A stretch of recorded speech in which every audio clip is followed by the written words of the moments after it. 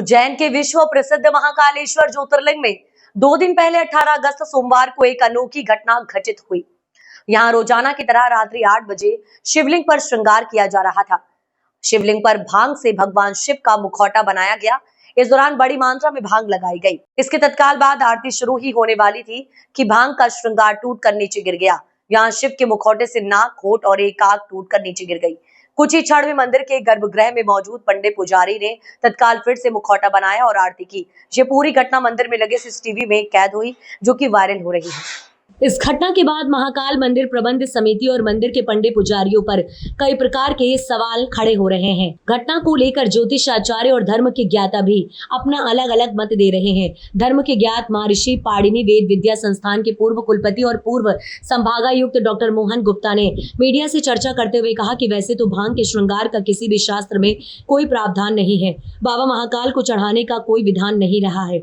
हम प्रारंभ से इस बात का विरोध करते हैं कि बाबा महाकाल को भांग श्रृंगार नहीं करना चाहिए। आज जो बाबा महाकाल की शिवलिंग से भांग का श्रृंगार गिरा है, इसका मतलब बाबा महाकाल भी ये संकेत दे रहे हैं कि अब भांग श्रृंगार नहीं करें, क्योंकि भांग के श्रृंगार के कारण शिवलिंग का क्षण भी हो रहा है। अब प्रशासन और पुजारियों को निर्णय लेना चाहिए। इधर प्रसिद्ध ज्योतिषाचार्य अमर त्रिवेदी ने मीडिया से चर्चा करते हुए विभिन्न तर्क देते हुए बताया कि बाबा महाकाल पर ज्यादा गिरी भांग से श्रृंगार करने के कारण भांग गिरना प्रतीत होता है। साथ ही ये अप्राकृतिक घटना का भी संकेत है। जी, सबसे पहले हम बात करेंगे कि जो भांग का श्रृंगार किया गया है, श्रृंगार की अपनी व्यवस्था होती है। यहाँ पर 2 मत परिलक्षित होते हैं। पहला परिलक्षण ये होता है कि देवता जिस विग्रह को पसंद करते हैं उस विग्रह को स्वीकार करते हैं। यदि विग्रह में किसी प्रकार की त्रुटि हो या कहीं अश्रद्धा हो तो ऐसी स्थिति में देवता विग्रह को स्वीकार नहीं करते। ऐसा कहा जा सकता है कि जब विग्रह बनाते समय मानसिकता कहीं और हो या धर्म का प्रभाव न हो तो ऐसी स्थिति में विग्रह का त्याग हो जाता है। यदि हम वैज्ञानिक दृष्टिकोण से बात करें तो वैज्ञानिक दृष्टिकोण में बात आती है कि बेसाल्ट के स्टोन की जो सीरीज होती है या बेसाल्ट से जुड़े सब सीरीज में जो स्टोन्स होते हैं उससे जुड़े पत्थरों की अपनी आर्द्रता होती है, खासकर तब जब बाहर वर्षा ऋतु का वातावरण बनता हो और अंतर से या पाताल लोक से या भूमि से पानी की स्थिति क्रॉस होती हो तो आंतरिक आर्द्रता और आंतरिक ऊष्मा का जो संयोजन होता है उसके चलते बाहरी आर्द्रता वाली भांग का जो श्रृंगार हमने किया है उस भांग में जो जल की मात्रा है, उष्णता की प्रभाव की स्थिति है, उसके कारण भी ये स्थिति बनती है। इसको हम एक प्रकार से और देख सकते हैं कि जो वर्तमान की घटनाक्रम है ये ऋतु परिवर्तन का भी संकेत है। भविष्य में कई प्रकार से जल की स्थिति, बाढ़ की स्थिति अलग अलग प्लॉट में दिखाई देगी। विशेष तौर पर दक्षिण पश्चिम दिशा में इसका प्रभाव दिखाई देगा।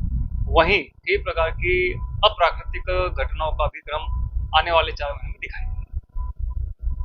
देखिए, भांग के श्रृंगार का किसी भी शास्त्र में कोई प्रावधान नहीं है। हम प्रारंभ से इस बात का विरोध करते आए हैं कि महाकाल के शिवलिंग पर भांग का श्रृंगार नहीं किया जाना चाहिए।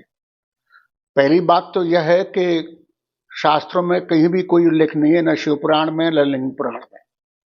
दूसरी बात, ऐसी कोई परंपरा भी नहीं रही है। और तीसरी बात यह है कि भांग के श्रृंगार जो है उसके कारण लिंग के क्षरण का एक मूड कारण उत्पन्न होता है। कई घंटों तक भांग लिंग के ऊपर रहता है, उससे शुष्कता आती है और इस कारण से क्षरण पैदा होता है। हमारा मानना यह है कि शास्त्रीय आधार हमने दिया, इन्होंने नहीं माना, लेकिन अब चूंकि श्रृंगार अपने आप गिर गया है तो एक तरह से ये संकेत है स्वयं महाकाल की तरफ से कि भाई ये भांग का श्रृंगार उचित नहीं है, इसे बंद किया जाना चाहिए। तो मैं सोचता हूं कि अब तो यहाँ के जो प्रशासक वर्ग है और यहाँ के पंडित पुजारी हैं उनको सोचना चाहिए कि भांग का श्रृंगार उचित नहीं है।